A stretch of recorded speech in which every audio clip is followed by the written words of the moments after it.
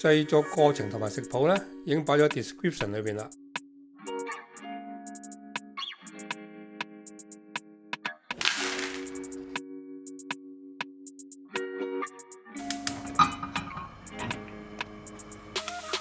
先將嗰啲黑芝麻炒香，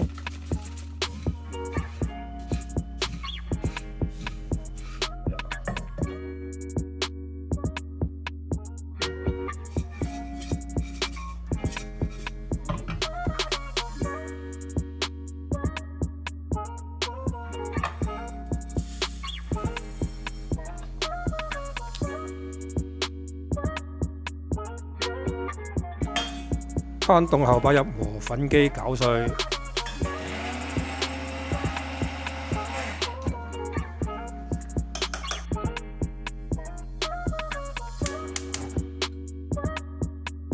用一半凍水慢慢煮溶啲冰糖，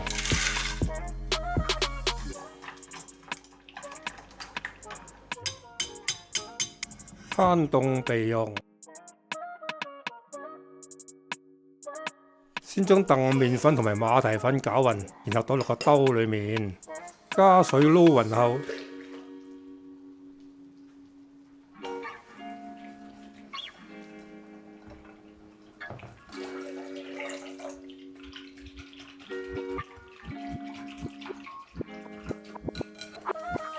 再加埋啲芝麻粉入去。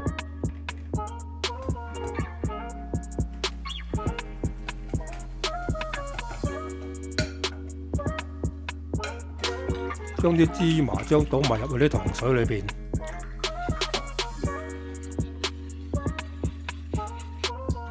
之後就反覆將佢隔2次，等佢滑啲。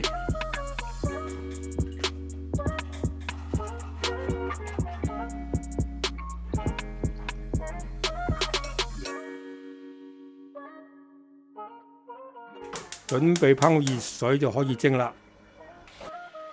先將個鐵盤蒸熱1分鐘，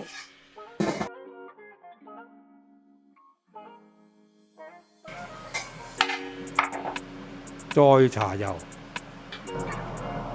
畢啲漿落去之前要攪攪佢，就可以落啲漿入去啦。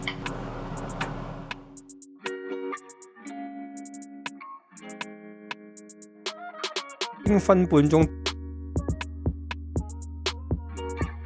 打開個蓋。睇下啲漿有冇起晒泡泡，如果冇嘅話呢，要蒸多1分鐘啦。最好準備一個大啲嘅盤，然後擺啲冰水入去裏邊。當啲漿熟咗之後，就可以擺入去啲冰水上邊啦，俾佢急速降溫。唔使1分鐘，佢已經凍晒啦。跟住將佢捲埋就完成啦。又滑又煙韌，童年回憶翻晒嚟。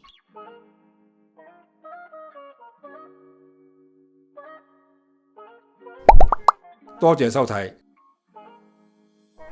請 subscribe。